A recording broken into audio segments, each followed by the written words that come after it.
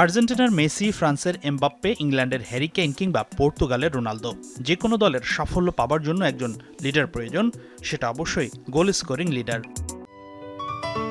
Ceylon টি রপ্তানিতে শীর্ষে। Brazil দলে বিভিন্ন সময়ে সেই লিডারের ভূমিকায় ছিলেন পেলে, রোমারিও, রিভালদো, রোনালদো, নাজারিওরা। সবশেষ ব্রাজিলের সেই নেতা ছিলেন নেইমার। ব্রাজিলের হয়ে সর্বাধিক ৭৯ গোল করা এই ফুটবলার ইনজুরিতে জর্জরিত হয়ে ক্যারিয়ারের গোধূলিতে বলাই যায়।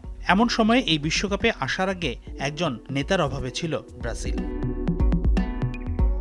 কিন্তু অঘোষিত সেই নেতার ব্যাটনটা যেন নেইমারের হাত থেকে আদায় করে নিলেন ভিনিসিয়াস জুনিয়র।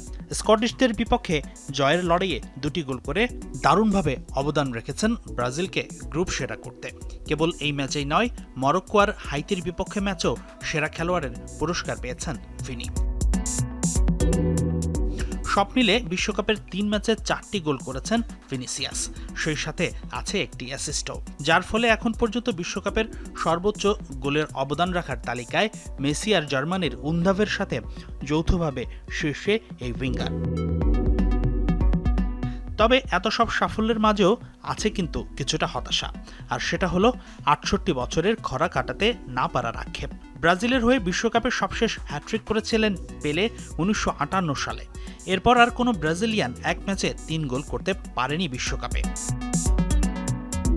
ভিনির হ্যাট্রিক না হবার পেছনে ২টি কারণ আছে। প্রথমত, তিনি অন্তত ২টি সুযোগ হাতছাড়া করেছেন, আর দ্বিতীয়টি হলো রেফারির বিতর্কিত সিদ্ধান্ত।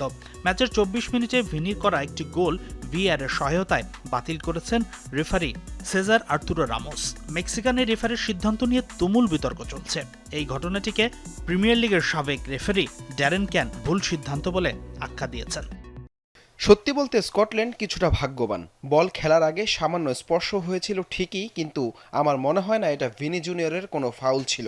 সে কেবল বল দখলের লড়াইয়ে নিজের জায়গা পাবার চেষ্টা করছিল এবং উল্টো স্কটিশ সেই ডিফেন্ডারের পা এসে তাকে আঘাত করে। হাসিনুর রহমান, যমুনা স্পোর্টস।